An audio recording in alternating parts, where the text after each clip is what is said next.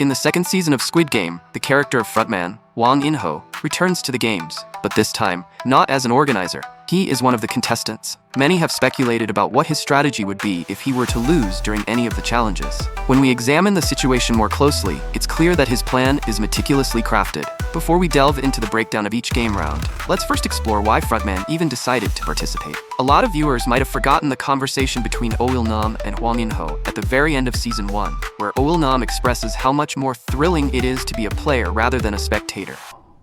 That I'm not going to have as much fun watching as playing.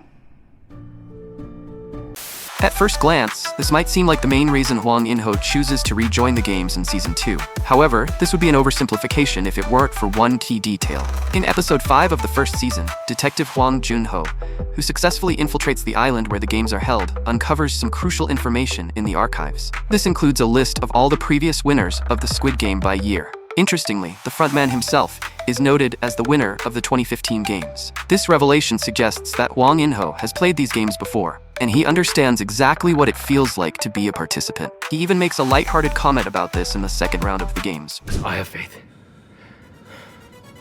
Besides, we got a previous winner with us. Therefore, it seems likely that Hwang In-ho is not simply participating for the thrill of the game. Instead, his motives likely involve gaining Song Gi-hun's trust, understanding his strategies, and perhaps even delivering a lesson to him regarding his sense of heroism. Now, let's break down Hwang In-ho's brilliant plan for surviving his own games. In the first round, he doesn't showcase his intelligence because he isn't actually a participant in that challenge. There are several reasons for this, the first of which is the unpredictability of the game. Thanks to player 230, we see that there are situations in which you can lose for reasons outside your control. Another factor is the chaos that ensues among the players. With 456 participants in the first game, it's safe to assume that, due to their heightened anxiety and the sheer number of competitors, many would slip through unnoticed in the confusion.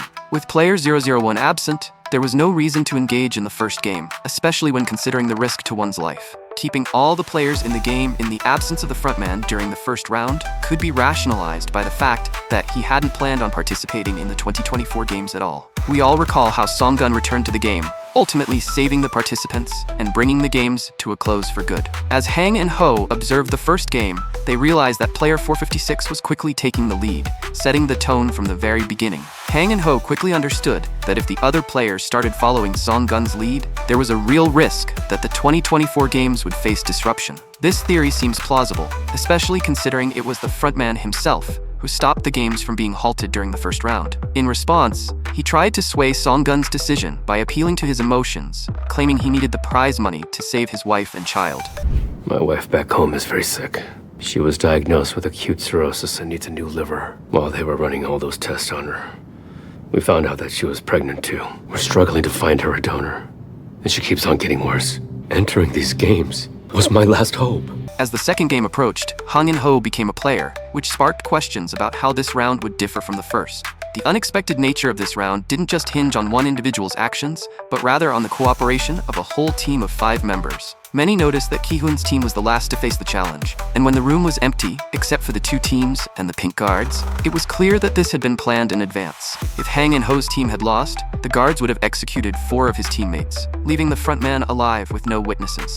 A noteworthy moment in the second round occurred when Hang and Ho deliberately mocked and played with the nerves of his teammates. After observing that the previous 3 players had passed their minigames too quickly, Hang and Ho's turn came up. His minigame, Pongi Chigi, involved throwing a spinning top, but something stood out. He threw the top with his right hand, despite it being clear from earlier scenes that he was left-handed. He also used his left hand to shoot his brother, pick up the remote, and press the button to vote. After 2 failed attempts with his right hand, he decided to switch tactics. Using his more dependable left hand, he tossed the toy, securing his team's advancement to the next round. The third game, marked by chaos, played right into the hands of our protagonist. While Hang In-ho was certain he could find allies to play the game fairly, his approach shifted depending on his confidence. If he had doubts about his team's survival, he'd leverage his status and break the rules. This is subtly implied by the filmmakers during a key scene when the frontman suddenly exits the scene. A moment later, when Song-gun struggles to find his partner, we're led to believe that the frontman knew in advance which numbers would be called during the game.